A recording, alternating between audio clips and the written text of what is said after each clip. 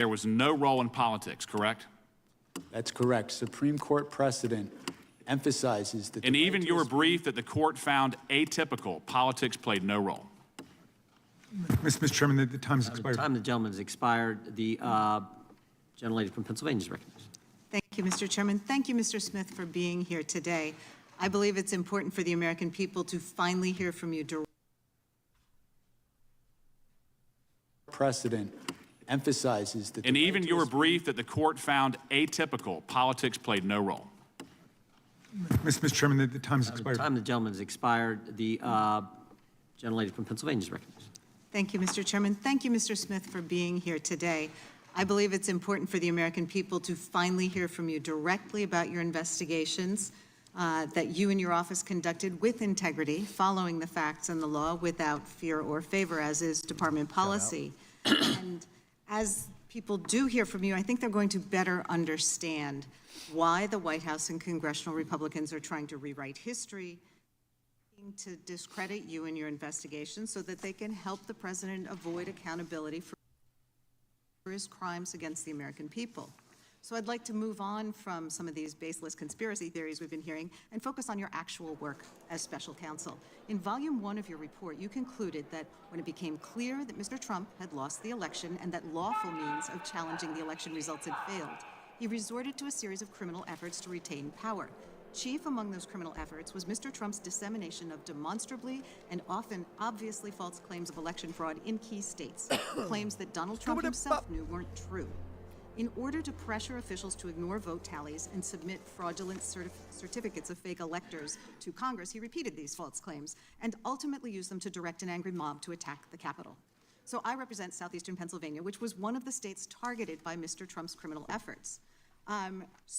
Being mindful of the clock, I wanted to try to explore 3 topics. First, the evidence that Trump made false claims of election fraud in Pennsylvania, knowing they were false. Second, the evidence concerning the submission of fake elector certificates from Pennsylvania to Congress. And third, why the evidence and witnesses concerning Trump's efforts in Pennsylvania were so compelling. So first up, in your report and deposition, you detailed the overwhelming evidence that Trump had lost Pennsylvania, and he knew it. Despite this, he and his co-conspirators continued to make false statements about that result to advance their criminal plan. Can you describe the evidence that these were false claims and they knew they were false, including statements by election officials, court cases, and conversations between Trump and his Republican allies in the state? Sure. What springs to mind most immediately is I recall one particular claim that there were more votes than ballots that had been sent out. This was a claim that was obviously false because many even in the campaign knew that the reason for that discrepancy is we were talking about 2 different elections. One was the primary and one was the general election. My team interviewed Rudy Giuliani regarding that claim, and he admitted it was wrong. He admitted flat out that that was a mistake. And so that's one of several. With respect to witnesses in Pennsylvania, what springs to mind is the chair of the Republican Party, I believe, in Pennsylvania. This is relatively early, shortly after the election, had informed Donald Trump that the idea that fraud was the reason was not accurate. It was because of the counting of mail-in ballots, which was totally normal in this process. And again, this is someone who is a Republican who supported Donald Trump, wanted him to win. I submit he would have been a credible witness at trial. And I mean, a second part of this, in addition to making false claims about election results that they knew were false, and your deposition and report go into this in some detail, there was also this fraudulent elector plan where Trump and his co-conspirators solicited folks who had been planning to be Trump electors if he won and asking them to submit fake certificates to Congress. And I think what you found was pretty remarkable, including a former congressman who told the co-conspirators that this was illegal and it was an attempt to overturn the government. Is that right? That's correct. That particular elector, who was signed up to be a legitimate elector had Donald Trump in fact won the election, was a former U.S. attorney and former member of this Congress. I mean, the bottom line is that despite the facts and over objections from his allies, Trump still went to the ellipse on January 6th and lied about Pennsylvania's votes to direct his angry mob to attack the Capitol. So I just want to thank you for your work and your years of service to the country, and I would invite everyone to read your deposition and to read the report, because it tells a very different story than what our colleagues do. Mr. Chairman, I have a unanimous consent. Gentlelady is recognized. Mr. Chairman, I ask unanimous consent to enter into a record a speech by former Vice President Pence published on C-SPAN in June of 23, in which he Objection. calls the President's comments on January 6th reckless. President Trump was wrong then, he's wrong now. Anyone who puts themselves over the Constitution should never be president, and anyone who asks someone else to put them over the Constitution should never be president. Without objection. And The gentleman from Virginia is recognized for 5 minutes. Thank you, Mr. Chairman. Mr. Smith, you've said several times in your deposition that you believe that the facts and the law, your interpretation of the law, would lead to a conviction of President Trump. Is that correct? Yes. And did you believe that same thing, that your interpretation of the law, your reading of the law, would have resulted in the conviction when you went after Virginia Governor Bob McDonnell back in 2014? Did you believe it at the time? I did believe, and And ultimately, you got a conviction in lower court, but that was overturned by the Supreme Court, correct?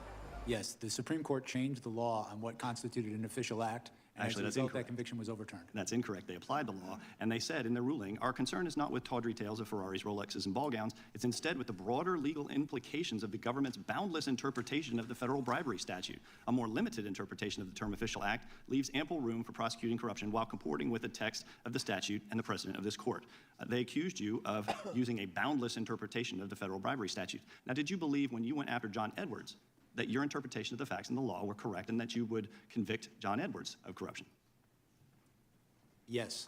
But in fact, that case resulted in a jury deadlock on 5 charges and acquittal on another charge. Is that correct? That is my recollection. That's correct. Let's move on to the court's interpretation of your gag order requests. Mr. Smith, America was founded on the principle that the government doesn't silence political speech, in particular speech before it happens. You sought a prior restraint against President Trump without a single violation of pretrial release.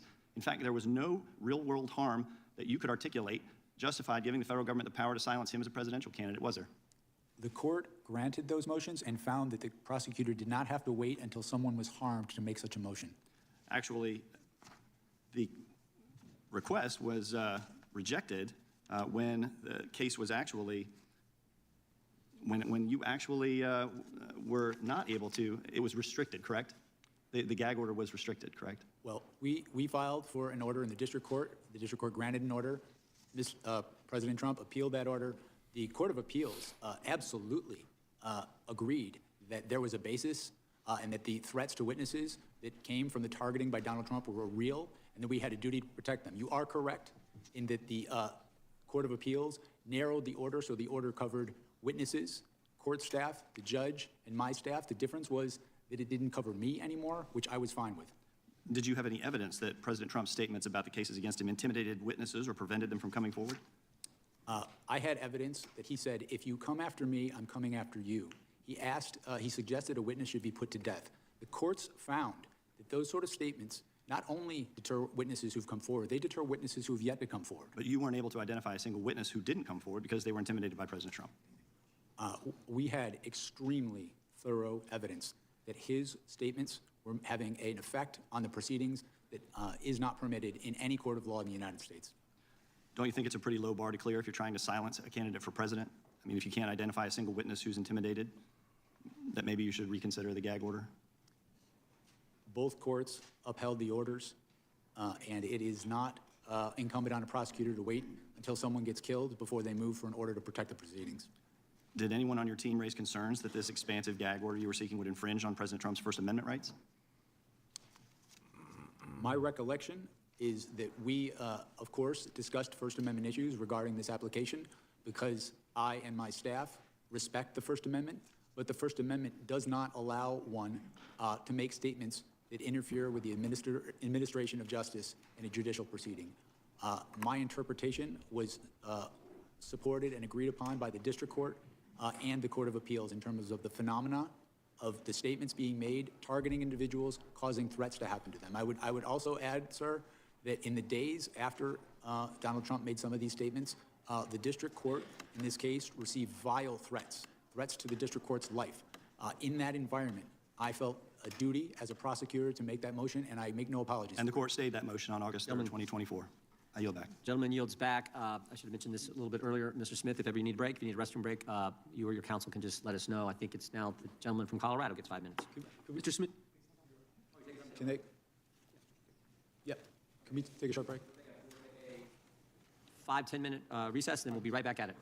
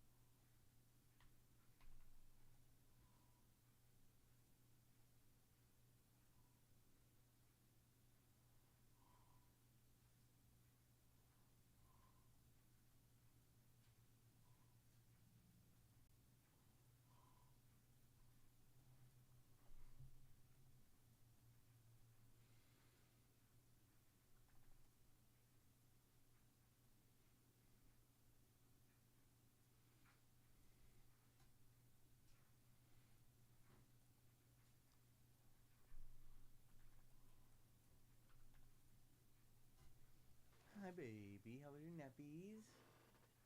Good. You doing? Your what? Yeah. I'm the weather too. Starting to get the chill. I need to crack this window a little bit so I can keep an eye on things.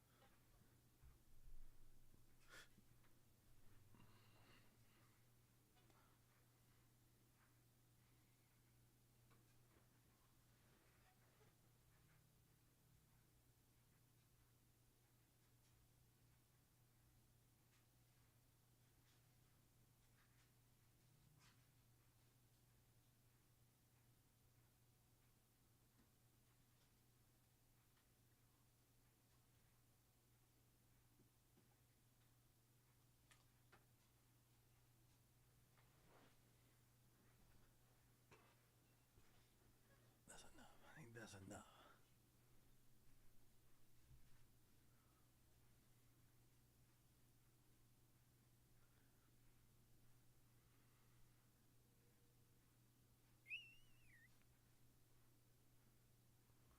I wonder why. It doesn't tell me why.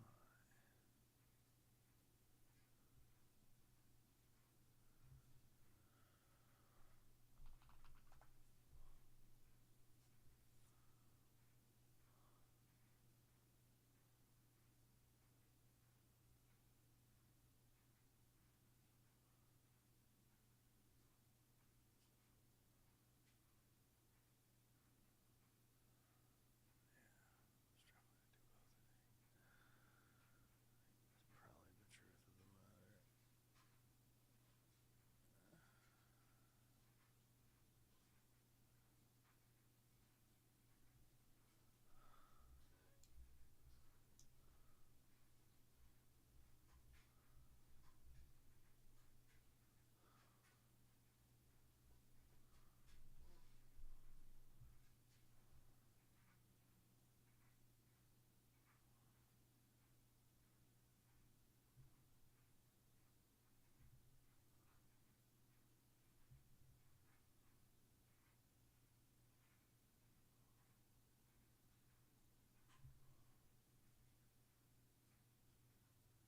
Gentlelady from Washington is recognized. Thank you, Mr. Chairman. I have a unanimous consent request.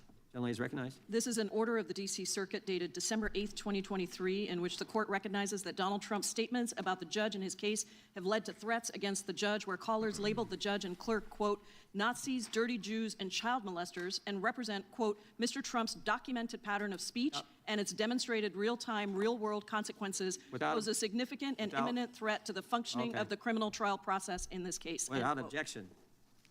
A lot. And the gentleman from Colorado is recognized for 5 minutes. thank you. Mr. Smith, thank you for being here. Thank you for your service to our country.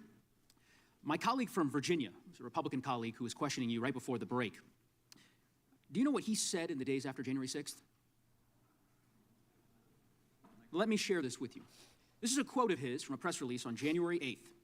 Congress stands united in our rejection of the violence that occurred this week, and I'll continue to urge the swift prosecution of those involved to the fullest extent of the law. Mr. Smith, this is theater. Republicans are trying to rewrite history. That's what this is. Many of them were with us in the House chamber on January 6th. I remember it well. The chairman was there, as was I. There's been a lot of discussion about witnesses today. Perhaps the chairman could muster the courage to call the 4 witnesses who I see, the American public may not see, I see standing behind you, Mr. Smith, the 4 police officers who risked everything, life and limb, to do what? To protect the Republican members on the dais. It's an outrage that they now sit here and have the audacity to try to rewrite history in front of the very officers who sacrificed everything to protect them. Mr. Smith, you're of course aware that President Trump was impeached for his conduct connected to January 6th, right? Correct. You know how many members of Congress voted to impeach him? I don't recall. 232. Do you know how many Republican members of Congress voted to impeach him? I don't recall. 10 Republican members of Congress voted to impeach him for his conduct related to January 6th, including at the time, the sitting Republican chairwoman of their conference. There was a trial in the United States Senate. Senators sat as jurors. I remember it well because I was one of the prosecutors who prosecuted that case. Do you know how many senators voted to convict President Trump of high crimes and misdemeanors during that trial, Mr. Smith? I don't recall. 57 senators. Do you know how many Republicans voted to convict him? I don't recall. 7 Republican United States senators voted to convict President Trump of high crimes and misdemeanors. It was the most bipartisan vote for conviction of a president in the history of the Republic. So they can engage in as much histrionics as they want to try to rewrite history. But facts are facts. They talk about weaponization. They accuse you of weaponization of the justice system. While the Federal Reserve Board chairman rings the alarm about political retaliation by this Department of Justice. Mr. Smith, I don't know if you're aware of this.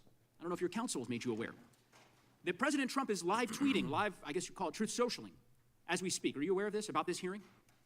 No. Let me read to you what he posted an hour and a half ago. Deranged Jack Smith is being decimated before Congress. It was over when they discussed his past failures and unfair prosecutions. He destroyed many lives under the guise of legitimacy. Jack Smith is a deranged animal who shouldn't be allowed to practice law. If you're a Republican, his license would be taken away from him, and far worse. Hopefully the Attorney General is looking at what he's done. We have a word for this. It's called weaponization. It's called corruption. Mr. Smith, if you care to respond, I'll give you an opportunity, but I will simply say we are grateful for your service to this country. We appreciate your fidelity to the rule of law. And I would echo the comments that have been made by my Democratic colleagues to ignore the noise that you hear from so many of my colleagues who would debase themselves in this way. It is, in my view, subversive of the oaths that we took to defend the Constitution. I'm happy to give you an opportunity, Mr. Smith, if you'd like to respond. I don't have anything to add. Thank you for your service. I yield back. Gentleman yields back. The gentleman from Wisconsin is recognized. Thank you, Mr. Chairman. In 2010, Mr. Smith, did you work for the President Obama's Department of Justice? Yes, in 2010, I was the chief of the Public Integrity Section. During that time, did you have any contact or connection with Lois Lerner with the Obama IRS? Yes, I was new to the Public Integrity Section. I was the chief. I was trying to learn about issues I had not been at. Did you attempt to work with Lois Lerner and the IRS to investigate nonprofits? What I did was I asked for a meeting with the IRS about nonprofits. So the simple answer is yes. Well, I didn't ask to work with Ms. Lerner. They sent Ms. Lerner. That's the person who came to this meeting. I met her once. And they went after Second Amendment groups, correct? If you remember correctly, that's what was the offshoot of it, that Second Amendment groups that tried to gain nonprofit status, they were slow-rolled through the IRS. Do you recall that? Separate from this, there was an investigation of that that I was a part of in Public Integrity. You prosecuted Virginia Governor Bob McDonnell. This was asked earlier. You prosecuted him, correct? I was part of the prosecution, yes. And that ended up with that decision ended up being unanimously overturned by the Supreme Court, correct? That is correct, sir. Yeah, including Justice Ginsburg joined in on that opinion, correct? I believe that's correct. Yeah. You also prosecuted John Edwards and Bob Menendez, and those both ended in mistrials. Is that right? The John Edwards case did. The Menendez case, I had left the public integrity section by the time that case was tried. I wasn't. So, Mr. Chairman, what we heard from the other side here is that this gentleman is the gold standard for prosecution here in the United States. So think about it. We had a witch hunt done by the IRS going after Second Amendment groups, unanimously overturned by the Supreme Court, prosecuted 2 prominent political figures, and they ended up as mistrials. That's a gold standard here in America? I would just say this, Mr. Chairman. If Mr. Smith ever works for the Department of Justice again, I would recommend a remedial course on the First Amendment to the Constitution. Before I yield the rest of my time, Mr. Smith, I just have one other question. Is there any historical precedent for an alternate slate of electors to be sent to Congress? Has that ever happened before? That had happened, not anything similar to this. Than ever. So you can say yes to more than ever. Yes! Yes! Yes! No. There was a Shop Mathis Home and save during the annual clearance event for huge discounts on all the latest styles. Here's a great value. This sofa from Ashley is a bestseller. It's just $4.99 and comes with 2 accent pillows. For the best value, come to the annual clearance event at your furniture superstore, Mathis Home. The gentleman from Colorado talked about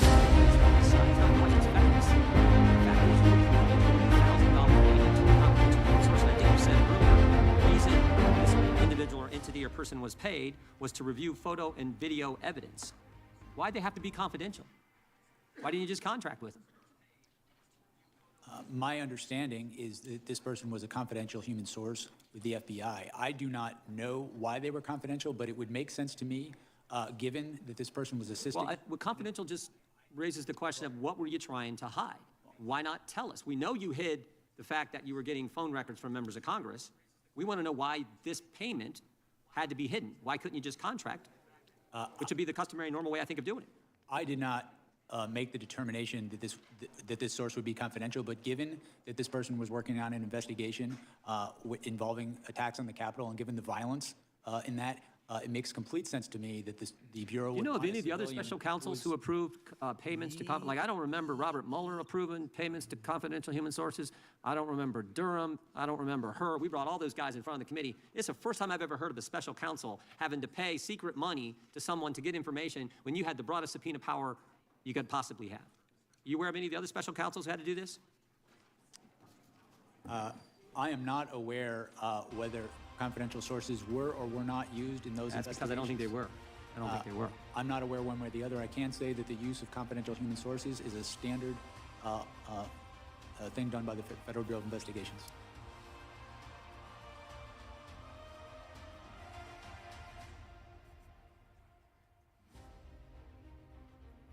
Welcome, everybody. We're practicing how this works. We're trying to get good at the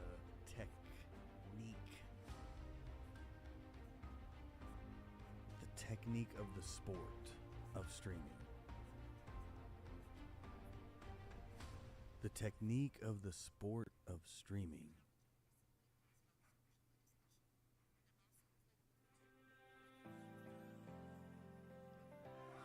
The technique of the sport of streaming.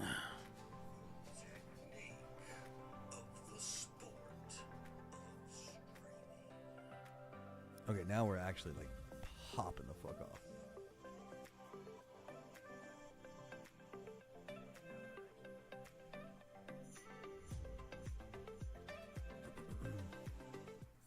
Now we're popping the fuck off. Brrr.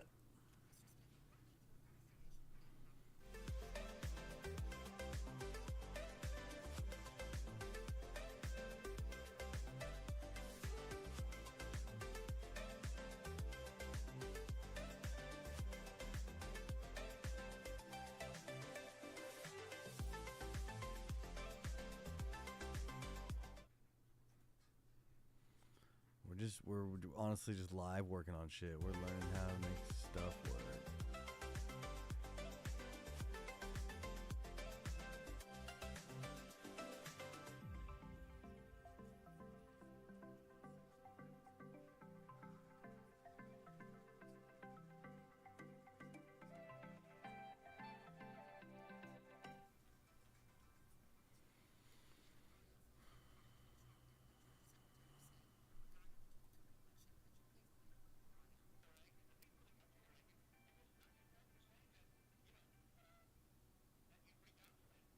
Okay.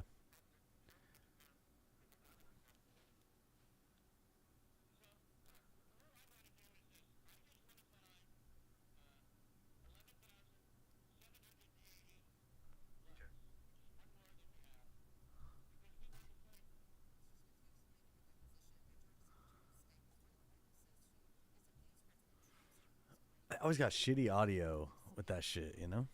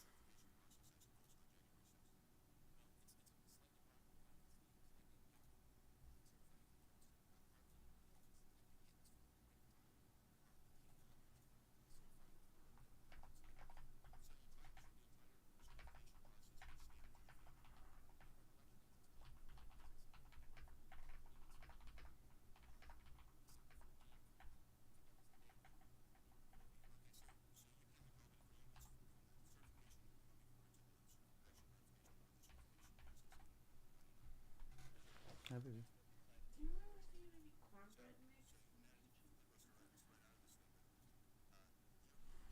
I mean, tear that sucker apart. No, I mean, there's pancake mix for sure. I do know we have that, but.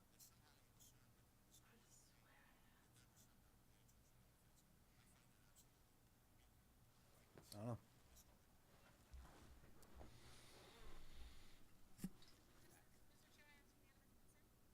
Let's go. Who you say we're playing tonight? Pacers? Pacers in Oklahoma City tonight? Let's go.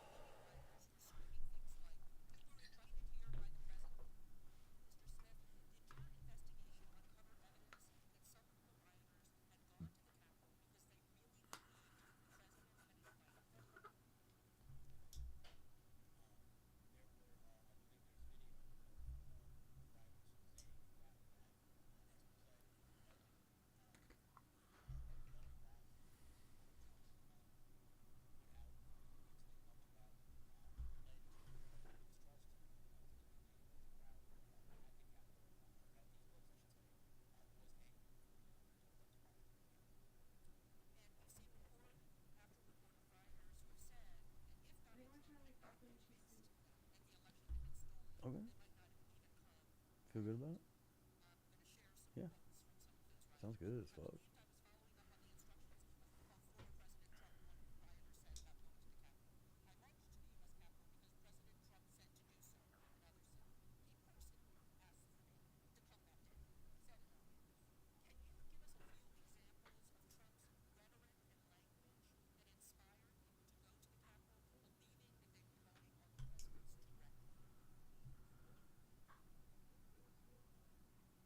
One instance I can recall is during the speech he gave to his supporters, and in context, his supporters, he told them to come to Washington, D.C. and be wild. He was on notice that they were angry, and he told that crowd, we can't let this happen. And he told them that, my recollection is multiple times, at a time when there was nothing that could be done to stop the outcome of the election, but to obstruct it.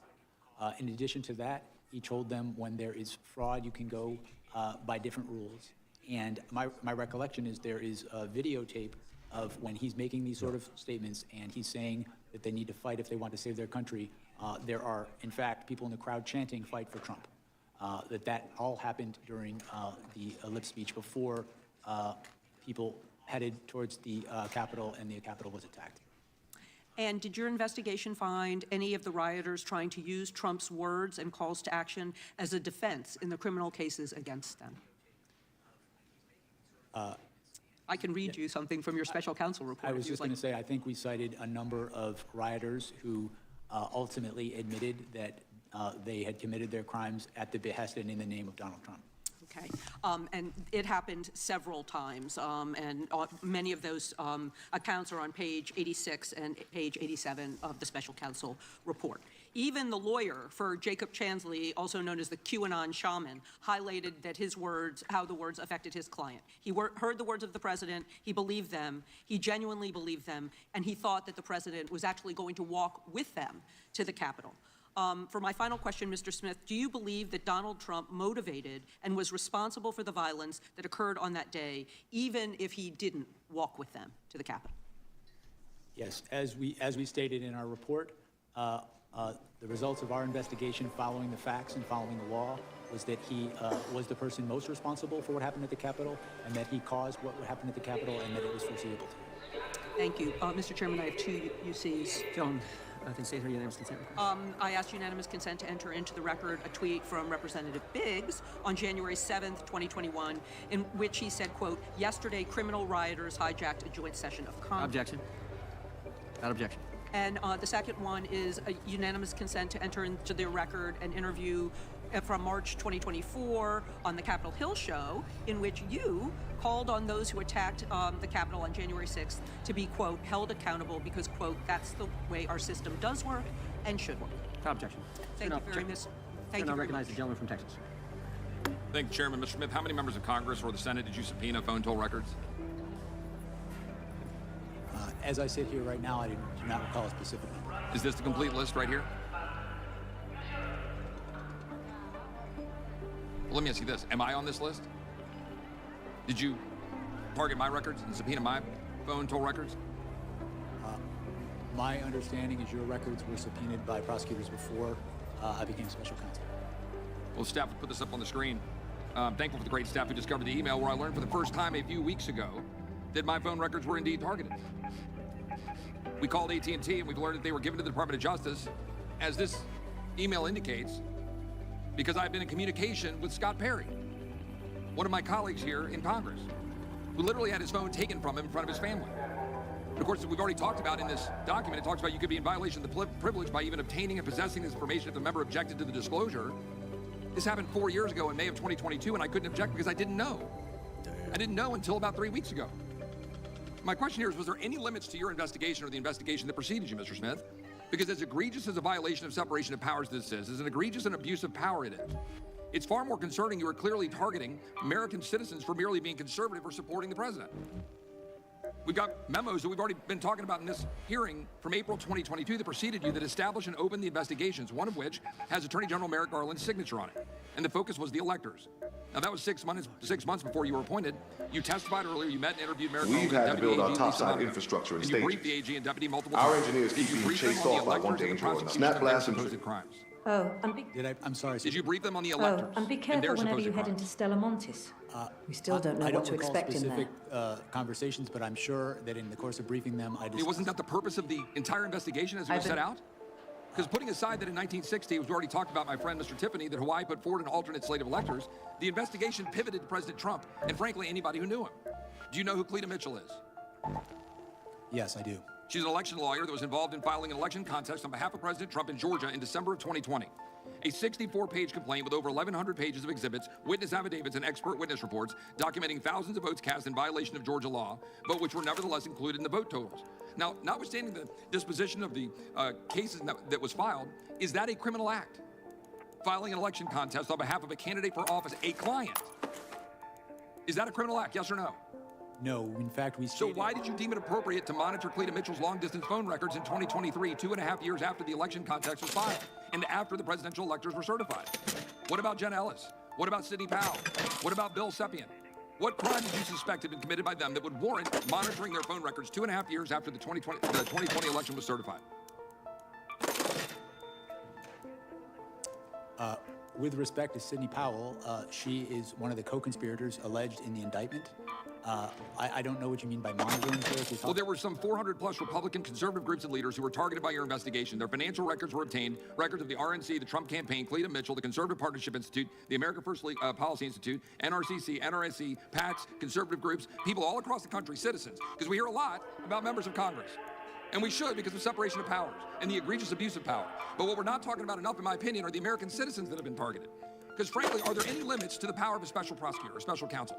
So much so in your abuse of power that in the summer of 2024, the indictment involving classified documents was dismissed after determining your appointment violated the Appointments Clause of the Constitution, but you continued to sign your name on court filings until the time you resigned from office in January of 2025. A federal judge just recently stated a prosecutor who continues to sign his name in court filings after a disqualification order should face disciplinary action or disbarment. I yield back. Gentleman yields back. The gentleman have the opportunity to respond. If the gentleman wants to respond, he can.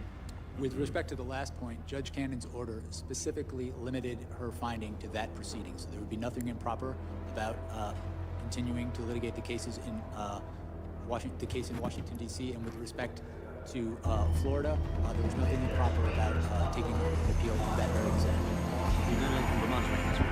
Thank you, Mr. Chair. Mr. Smith, I want to discuss Volume 2 of the report, which summarizes the findings of the investigation of President Trump's hoarding of classified documents at Mar-a-Lago and his efforts to obstruct the FBI's investigation.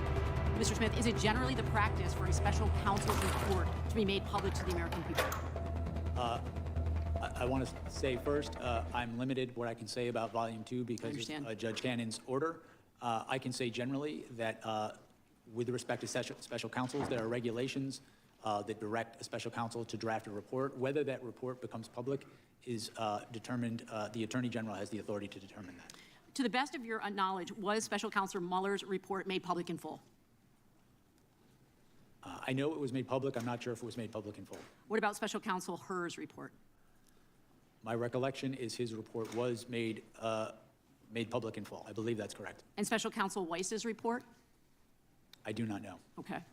Now, I understand that the district judge, Aileen Cannon, the Trump appointee who oversaw the case in Florida, issued a gag order that prevents you from discussing any parts of the classified documents investigation that is not already public. I understand that, including your findings that you laid out in Volume 2 of that report. Am I correct that the reason your report is not available in full to the public is because of this gag order? I wrote a report. The Attorney General, it was submitted to him. I understand generally that there's been litigation about whether this report will be public or not. I have not been a party to that litigation. I just know that there is an order, and I know the Department of Justice, the current Department of Justice, has interpreted that order in a way that I cannot speak about anything that could possibly be in that report. And when Judge Cannon issued that gag order, she cited pending cases against Trump's co-defendant. Is that correct? I'm sorry? When Judge Cannon issued the gag order, she cited pending cases against Trump's co-defendants. Is that correct? That's my recollection. Are those cases still pending? No, they're not. So there is no reason, from where I sit, for this important information to be now made public.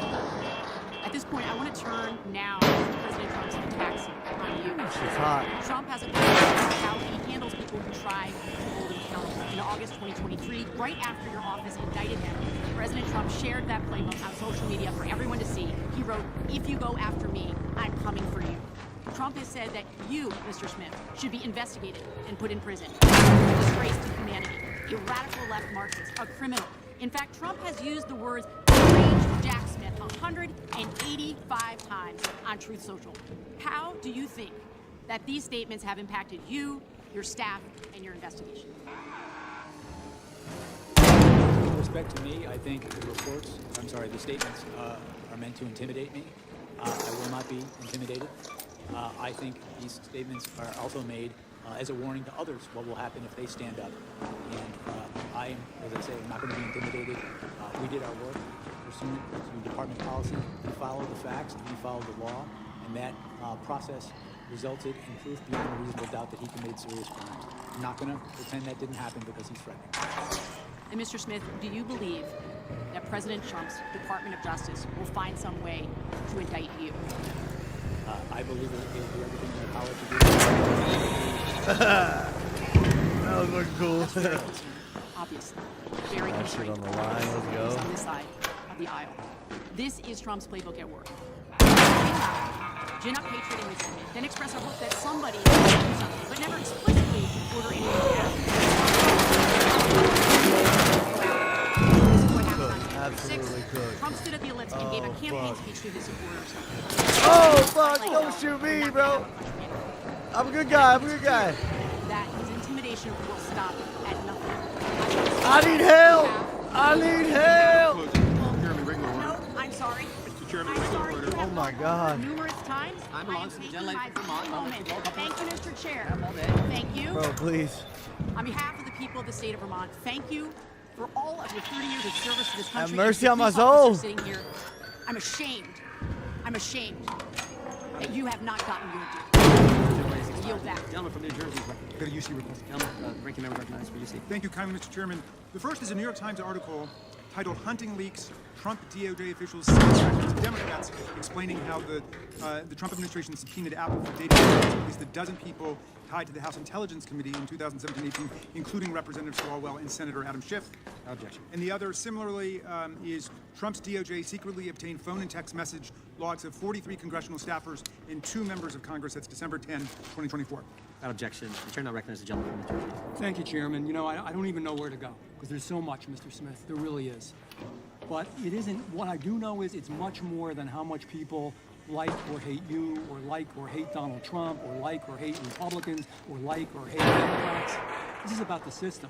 It's about what the Department of Justice did. It's about what you did. The core of the hearing is all about, can Americans still trust the justice system? Is it fair? Was it fair under you? And all they expect, they don't expect you to be perfect, but they expect you to treat everyone the same, Republicans and Democrats, liberals and conservatives, but that wasn't the case. When you treat people differently because of their political status, their political party, their ideals, that's hypocrisy. And I'm sorry to say, and I don't say it lightly, I do consider you to be a hypocrite. With that being said, I think the prosecutors and the people around you stretch norms, change standards depending upon who is under investigation. So you don't like Donald Trump, and so you're a liberal Democrat, whatever the case may be. And they went after him. And by the way, it's interesting, in all those congressional records that were subpoenaed, all those congressional records that were looked at, was one of them a Democrat? No. The answer is no. The answer is no. So I got simple questions. I always say I'm a simple guy, but it really boils down to this. How much can Americans trust the system?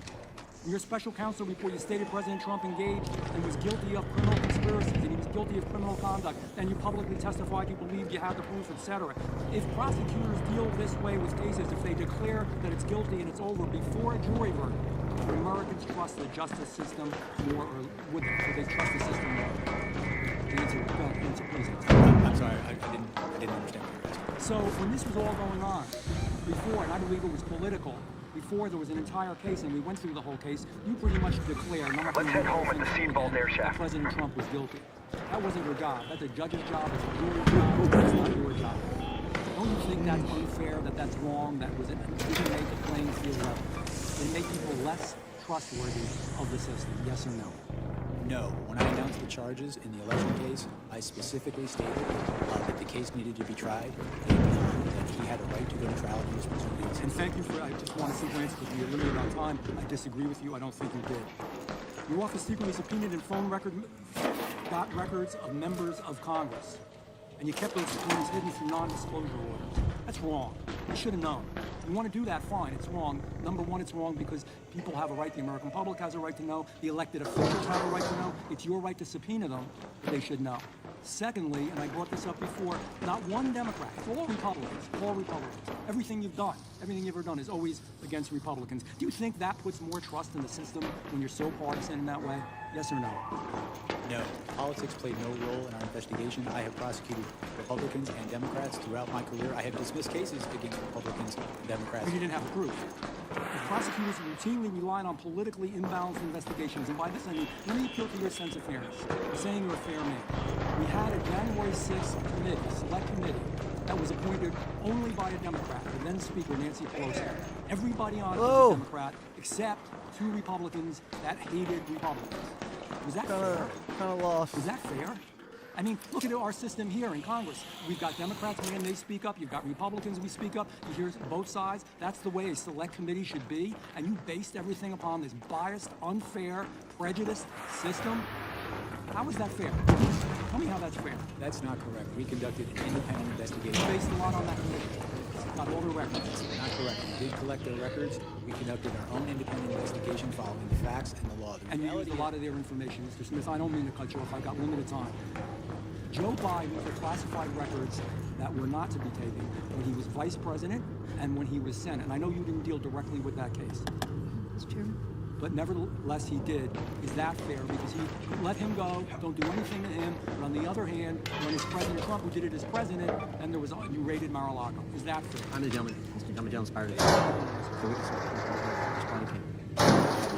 damn unfair. That's the answer. Smells good. I'm the gentleman from California. I have a unanimous consent request. I ask unanimous consent to enter into the record the government's sentencing memorandum for Capitol rioter Cody Mattis, who said that, quote, when the former president asked his supporters to march on the Capitol, it was not a call to peacefully and patriotically make their voice Objection. to storm and seize the building. I've got one, Mr. Chairman. That was right, nice. This is a press release from Congressman Jeff Van Drew's statement on storming the Capitol building, calling it unacceptable, un-American, and disrespectful.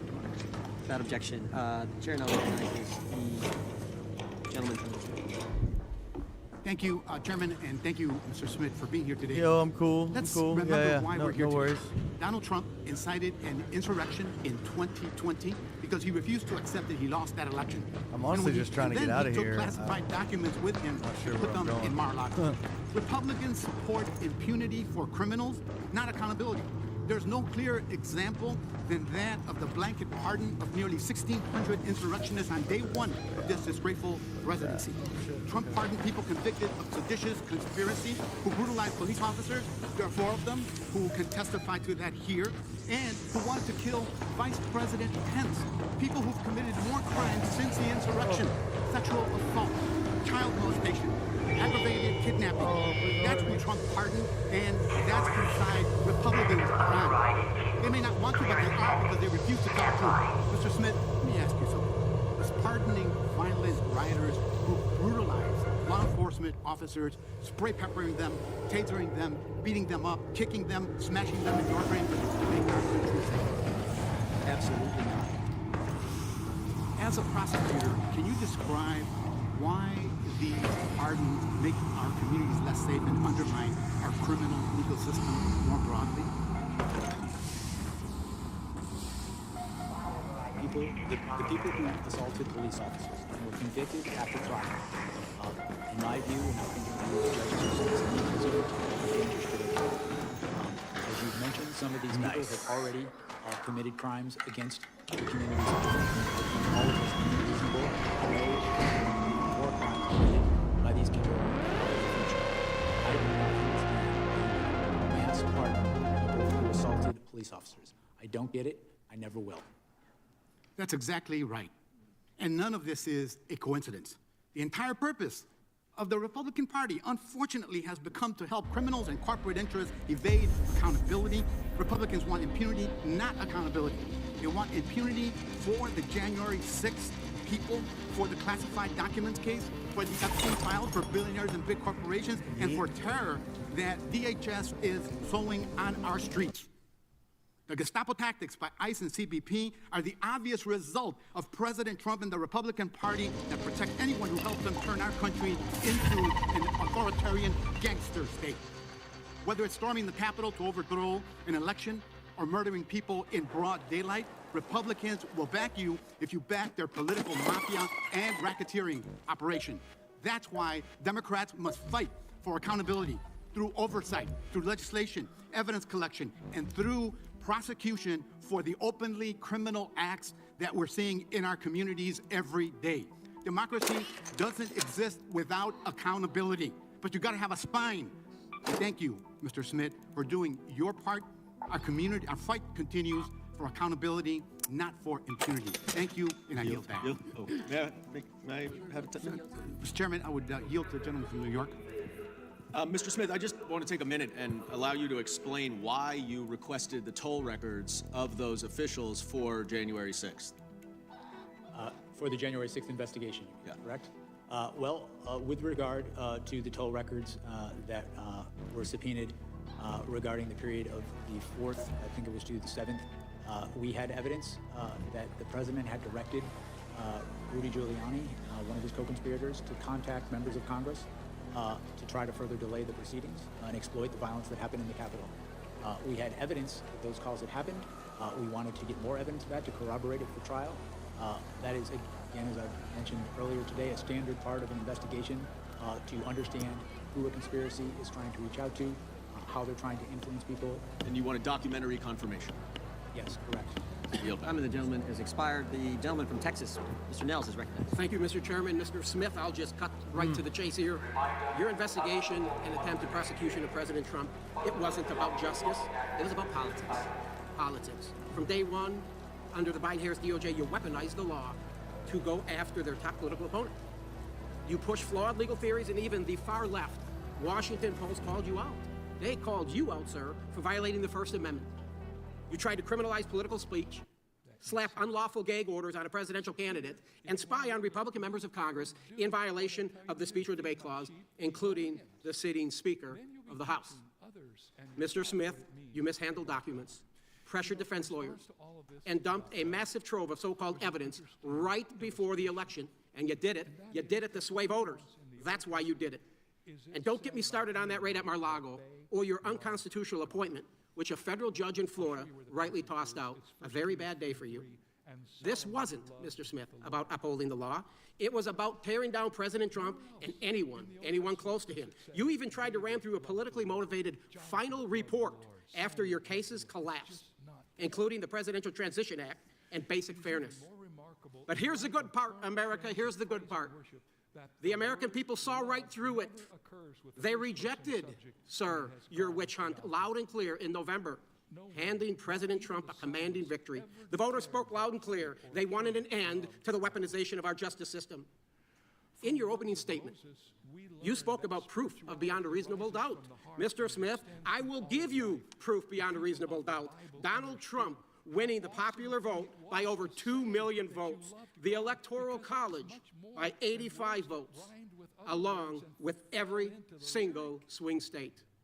Now, sir, that is proof beyond a reasonable doubt that the crap you were shoveling did not pass the smell test with the American people. To put it bluntly, Mr. Smith, the stink remains on you. And lastly, I would like to quickly address the police officers of January 6th. Mr. Dunn, Mr. Fanone, Mr. Gonell, Mr. Hodges. I'm a member of the new select committee to actually examine what happened that day. And I can tell you, gentlemen, that the fault does not lie with Donald Trump. It lies with Yogananda Pittman and the U.S. Capitol leadership team. We know they had the intelligence, and there was going to be a high propensity for violence that day. Claim my time, yeah. You will be in order. The time belongs to the gentleman from Texas. We've had some disruptions already. We don't need that. Let the gentleman may continue. We know the Capitol leadership team, specifically Yogananda Pittman, had the intelligence, and there was going to be a high propensity for violence that day. And the Capitol itself was the target. We knew the extremist groups were going to be there. And why do I say that? It was your own report from your intelligence section, the IICD, which was run by Pittman, in the January 3rd special events section. It was in it. It was in it. And Mr. Dunn, I believe that you thought that day would be like just any other.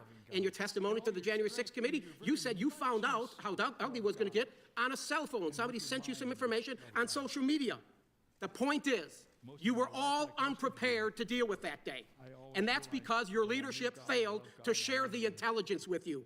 It was their fault, folks. It was their fault. It was not President Trump. And we are going to expose it for the first time because the Benny Thompson, the sham committee didn't do it. Will the gentleman yield for a question? The sham committee didn't do it.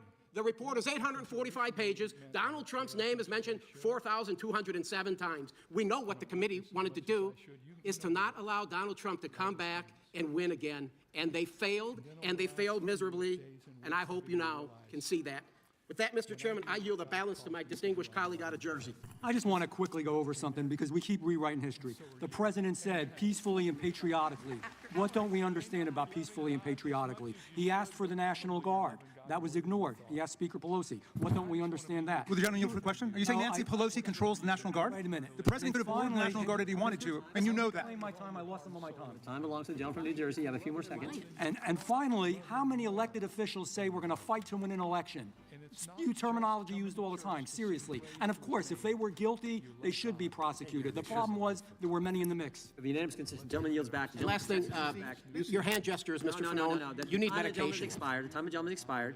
The audience will be in order. The committee will be in order. And the gentlelady from Georgia is recognized for unanimous consent. Thank you, Mr. Chairman. I have 2 unanimous consent requests to enter into the record, 2 articles. Gentlelady, proceed. An article dated December 29, 2025, titled Wall Street Journal Editorial Board Calls Out MAGA's Latest 2020 Stolen Election Nonsense. Objection. And the second article, an article dated December 23, 2025, titled Fact Check. Fulton County's 315,000 unsigned early votes are not proof of electoral fraud. Without objection, the gentleman from Illinois is recognized for unanimous consent. Thank you, Chairman. Under unanimous consent, I ask to enter into the record the Judiciary Democrats' January 2026 report titled, Where Are They Now? The Perpetrators of January 6th and the Defenders of Democracy Who Stopped Them, which profiles the illustrious career trajectories of some of the key actors from January 6th who were pardoned by Donald Trump. And secondly, a second report, January 2026 report from Judiciary Democrats 1 year later, assessing the public safety implications of President Trump's mass pardon of 1,600 January 6 rioters and insurrectionists. Without objection, the gentlelady from California is recognized. Thank you, Mr. Chair, and thank you, Mr. Smith, for joining us. You know, most people are wondering why you are even here today, but it's because we've heard conspiracy after conspiracy that the 2020 election was rigged, and Capitol Police officers were harmed and died because of those conspiracies. And we have important elections coming up, and the people want them to happen, and they want them to be fair. And the one person who should be telling the truth about elections is the president. But Donald Trump has not, and is still not, telling the truth about the 2020 elections. In fact, there is a January 6th page on the taxpayer-funded White House website that says the election was stolen from Trump, a blatant, disproven lie he knows is totally false. So one of my Republican colleagues earlier brought up Trump's mind state, that he knew he lost, and he knew that what he was saying was untrue, but that you had no proof. So, Mr. Smith, what evidence did you develop to suggest Trump knew he had lost the 2020 election?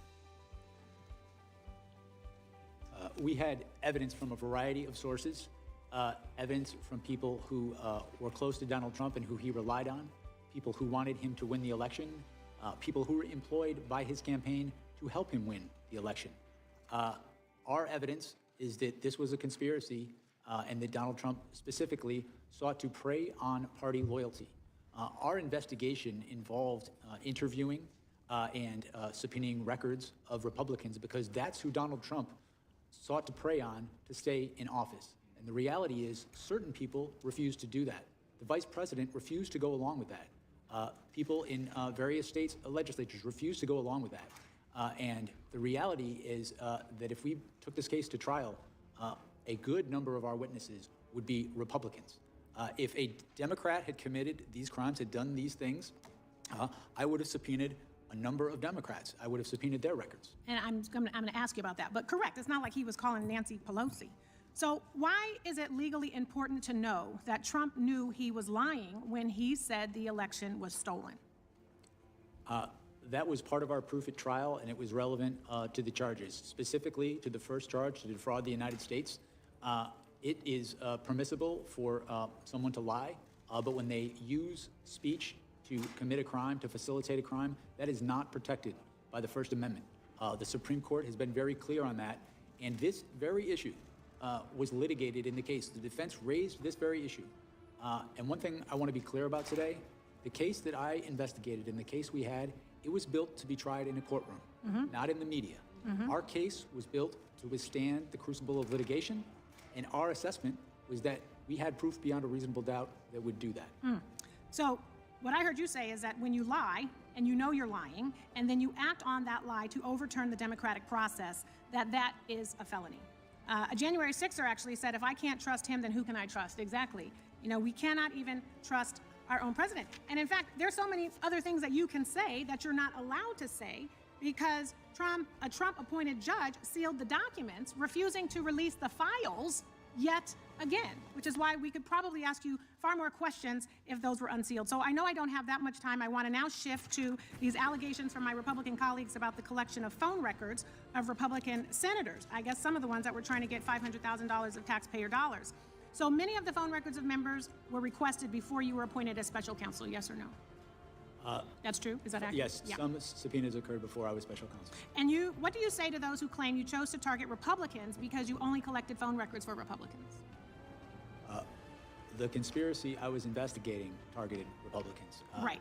As I mentioned earlier. That's right. And so you would have requested any relevant call records necessary for your investigation of a Republican or of a Democrat? That's correct. And to be clear, if a Democrat committed these acts, we would have sought those. I could just add one thing. We interviewed Rudy Giuliani in the course of this investigation, and we asked him, why did you, in one of the voicemails he left for the senator, mention the fact that it was Republicans that you were reaching out to? And he said, because the Democrats weren't going to help us, and even some Republicans wouldn't help us. And so our evidence shows repeatedly that the plan was to see if you could prey on people's party. Some of the gentlelady's expired. The gentlelady from... Thank you, I yield back. Gentlelady yields back. The gentlelady from Wyoming is recognized for 5 minutes. Mr. Smith, it was during your deposition with our committee that you revealed that you tasked your team, specifically J.P. Cooney, to engage with the partisan January 6th committee. You had to have known at the time the controversy surrounding this committee, including the fact that all of the members had been appointed by Nancy Pelosi, who disallowed the Republicans from being able to engage. Yet you proceeded anyway, raising numerous questions as to your strategy for conspiring with the J6 committee. You had every possible resource available to you. Your prosecution of President Trump was clearly a priority for the Biden administration, and it is clear that you had an unlimited budget. And you also left no stone unturned, even subpoenaing records from sitting members of the House and Senate. So what information could the J6 committee possess that you and the nation's top law enforcement agency could not obtain on your own? I did request J.P. Cooney. What did they have that you couldn't obtain on your own? In any investigation, What information did they have that you were not able to obtain on your own?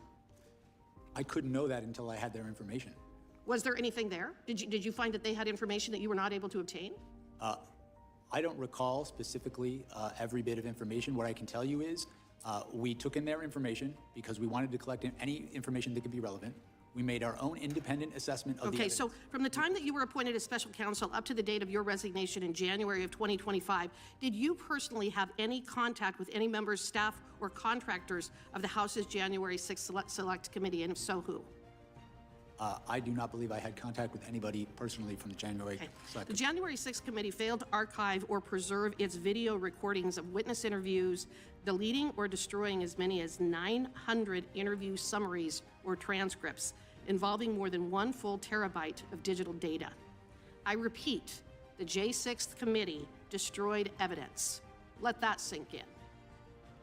Why would they do such a thing? I think we have a dang good idea. The committee actually used selective clips from these videos and transcripts during their hearings, and yet by destroying this evidence, they have denied Congress and the public the ability to obtain their full content and context. They created their narrative by selective use of the evidence before them, so how very convenient. Did you or your team receive any of those witness transcripts or video recordings of transcribed interviews from the Select Committee that were not released to the public? What I can tell you is that I requested J.P. Cooney to contact the Select Committee. Do you know if you received any of the evidence or testimony that the J6 Committee eventually destroyed? I don't have any information that the J6 Committee You don't know one way or the other as you sit here today? No, what I'm telling you is that I requested all the information we could get from the January 6th. Has all of the information that you requested been preserved? All of the information from the J6 Committee, has that been preserved? The information that we requested and received, we reviewed it. Has it been preserved?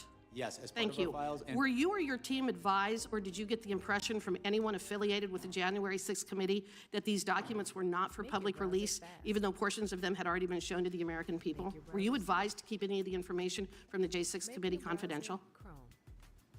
As I sit here right now, I don't recall that. Okay. I recall. Did the J6 Committee provide you with the Cassidy Hutchinson testimony as part of the trove of documents that you received? As I sit here now, I don't recall, but it would. Well, you're familiar with her testimony, aren't you? I am. And in fact, wouldn't you agree with me that Ms. Hutchinson's testimony, especially the most explosive allegations made, was comprised of hearsay upon hearsay upon hearsay? I've lost count. Come on, you're an attorney. Mr. Smith, you can answer the question. Of course it was hearsay.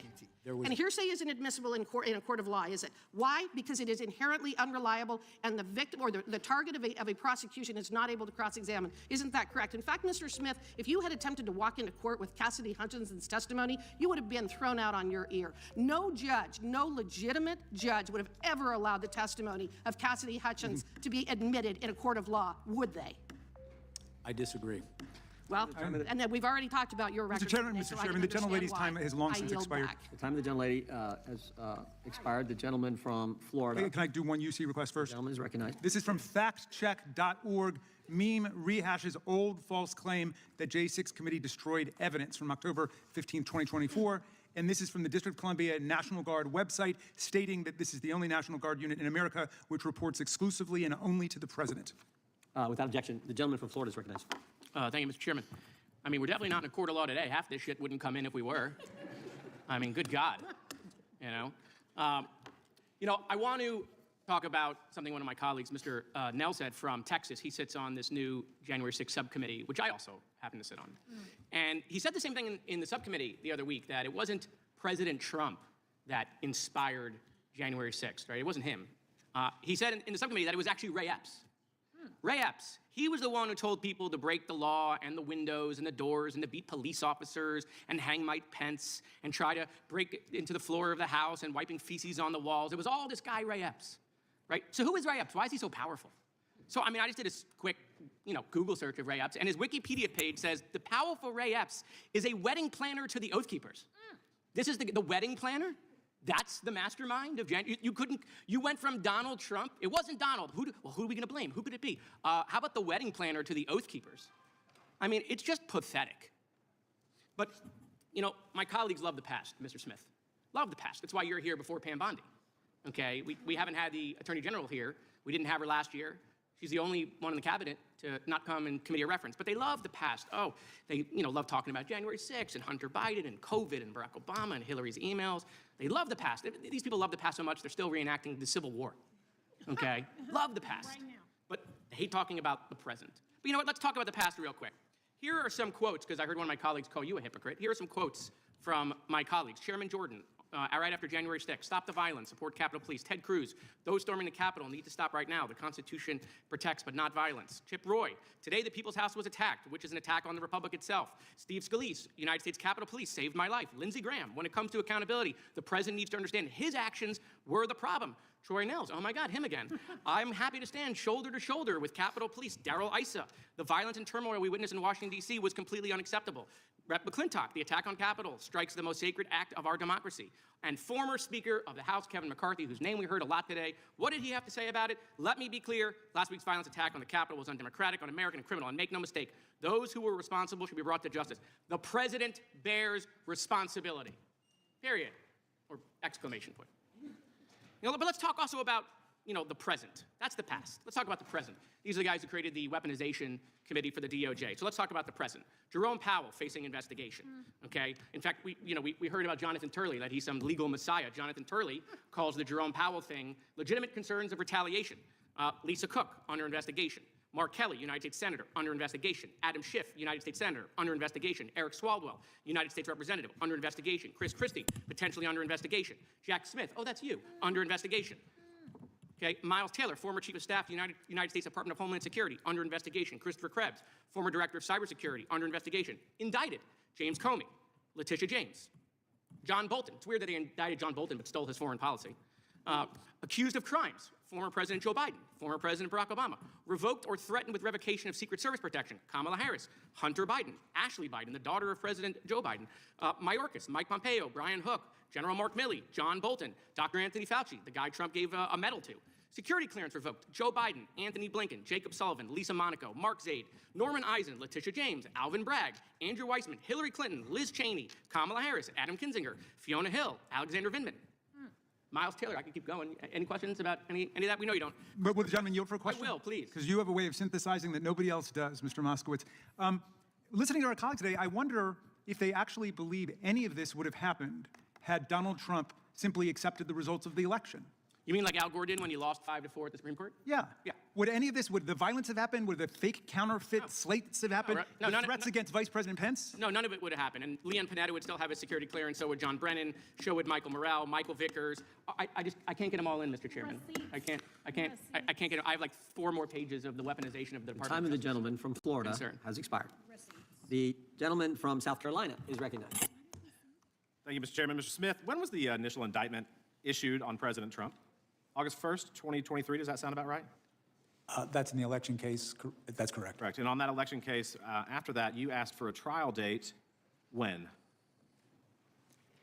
I don't recall as I sit here right now. January 2024, does that sound about right? That sounds about right. Okay, so after the indictment, you in August, you asked for a January trial date. That's what, 5 months?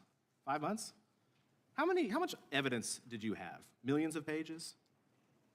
As I sit here right now, I don't recall the exact. I think in your testimony, they talked about a number, 13 million pages. Is that a ballpark accurate number? I think that was the question asked of me, and as I sit here, I don't have an accurate number for So let's just assume that that's true, right? Because you had a bunch of stuff. You had $50 million that you blew through the Treasury on a trial that went nowhere. How many pages per day is that? 100,000? Does that sound about right? What if we break that down per hour? It's 4,166 per minute. is 70 pages. You like to read, sir? You like to read? I do. Do you read 70 pages a minute? I do not. I mean, that would be remarkable. So how do you prepare for a trial in 5 months if you're asking the defense counsel to read 70 pages a minute?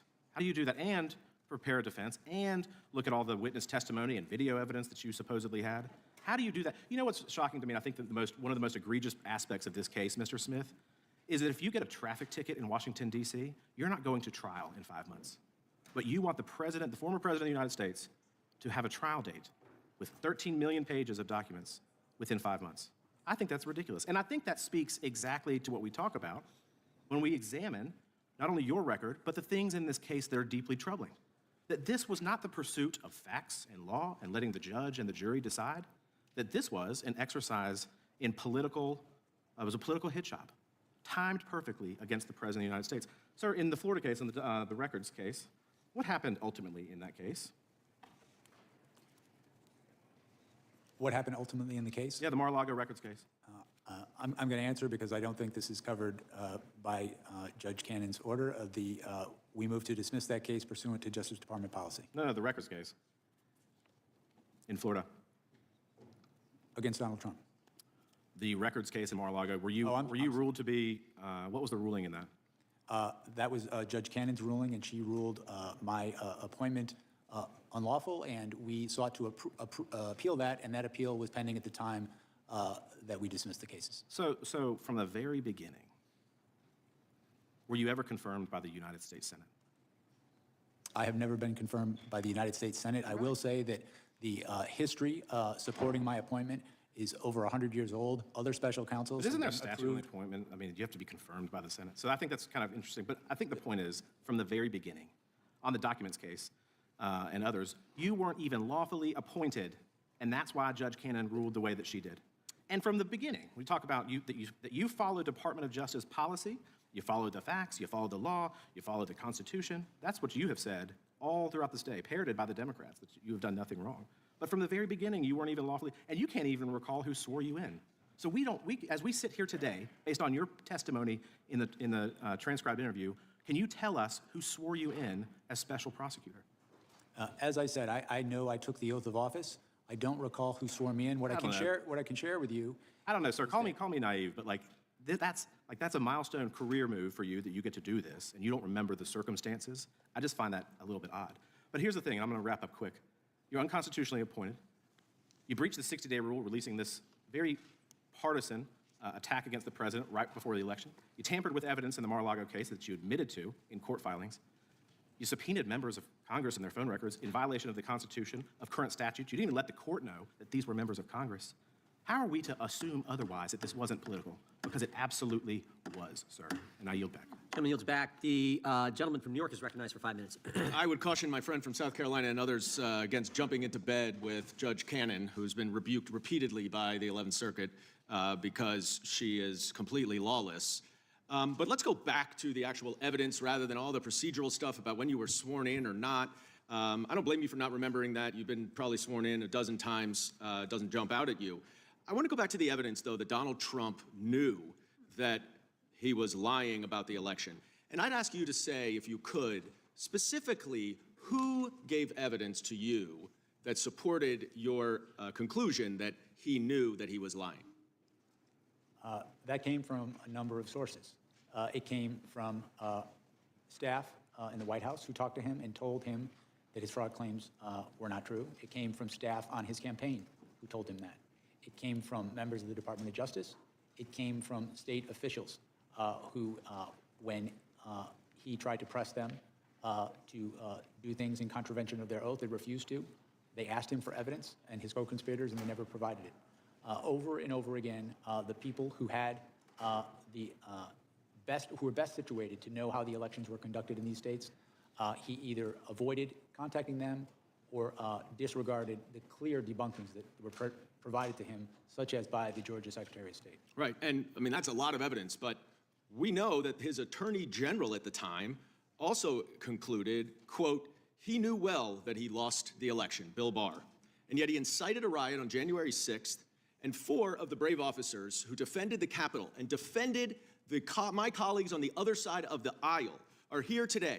Not a single Republican member of this committee has recognized them or thanked them for their service, and I would like to do so today. Thank you, gentlemen. Now, my colleague from California referred to a couple statements from your former colleagues in Penn and the Eastern District about your impeccable reputation as an apolitical career politician. As an alum of the Southern District of New York myself, I can tell you that many of my former colleagues also feel the same, and that's saying something coming from the SDNY to the EDNY, as you know. Mr. Smith, did you ever speak to President Biden about this case? Never. Did you ever receive orders or direction from President Biden or anyone else in the White House about this case? No. Did you ever receive any direction from the Attorney General Merrick Garland regarding how you should, whether or not you should charge this case? No, I was given the independence to make that decision on my own. An independent special counsel, exactly. I just want to point out to my colleagues who seem to think this is a politicized investigation that on February 10th, over a month, 2021, over a month after January 6th, Marco Rubio said the January 6th attack on the Capitol was far more dangerous than most realize, and we have a criminal justice system in place to address it. Who oversaw the Department of Justice on February 10th, 2021? Who was president? February 10th, 2021. That would be Joe Biden. So Marco Rubio wanted Joe Biden's Department of Justice to investigate Donald Trump and his January 6th insurrectionist. I want to ask you in my last few seconds, Mr. Smith, you're not the first special counsel to investigate Donald Trump. Special Counsel Mueller, also of impeccable integrity, concluded that the 2016 Trump campaign welcomed foreign interference from Russia and used it to help them. Donald Trump has made it a litmus test to be hired in this administration to say that the 2020 election was fraudulent, even though, as you have established, it was not. And now there are senior officials in this government who are responsible for protecting our elections, who are election deniers. Can you describe in a few seconds what your concerns are about the upcoming election based on your investigation and what we know today? I believe political litmus tests are not proper for career prosecutors. I think my experience over 30 years as a prosecutor in the Department of Justice is having people who are not guided by party allegiance, but guided by experience. That's how you can trust the criminal justice system. It's the same way with our election system. Gentleman's time is expired. Thank you. I yield back. Gentleman yields back. Gentleman from Wisconsin is recognized. Yeah. First of all, just a couple of comments. There are probably 10 people on this committee who have more conversations with 10, 15 people on this committee who have more conversations with Donald Trump than myself. But anybody who says that Donald Trump thought he won that election, that is just plain not true. No way, unless he's the best actor in the history of this building. We agree. That Donald Trump believed. Order. Donald Trump did not believe. Donald Trump did not believe he lost that election. He just didn't. No way. And I think on January 6th, I can't believe there were any congressmen here who didn't think Joe Biden was going to be sworn in as president. So it was a riot, but it wasn't a threat to the future of the republic. Okay. Now we should have posted up here a document for you to look at. Here we are. Okay. This is something we received with regard to Arctic frost. It's a list of about 70 names. I don't know whether or not you're familiar with the document. I don't believe I'm familiar with this document. Okay. The document contains just about every person who was higher up in the Donald Trump campaign. There's a little more emphasis on here on people involved in Wisconsin, but you're not familiar with the document. I'm sorry, sir, what was your question? Would you know what was in this document? These names, you familiar with them at all? They're under the impression that most of these people, maybe almost all of them, were subpoenaed by you at some time or other.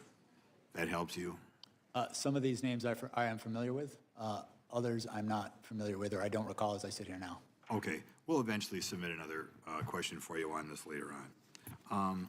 From the time you were appointed as special counsel to your resignation in January 2025, did you ever have contact with the January 6th Select Committee? I did not personally. When I became special counsel, I directed my deputy to ask the Select Committee to provide us whatever evidence they would provide us. So you directed people to have direct contact? I directed my deputy to make contact to collect evidence from them. And that's J.P. Cooney? J.P. Cooney, my deputy, correct. Okay. Did you have any concern that the evidence collected by the Partisan Select Committee would be in any way tainted by politics? I apologize, sir. I just couldn't hear Okay. you because of the door. I'm sorry, we had people going through here. Did you have any concern that the evidence collected by the Partisan Select Committee would be in any way tainted by politics?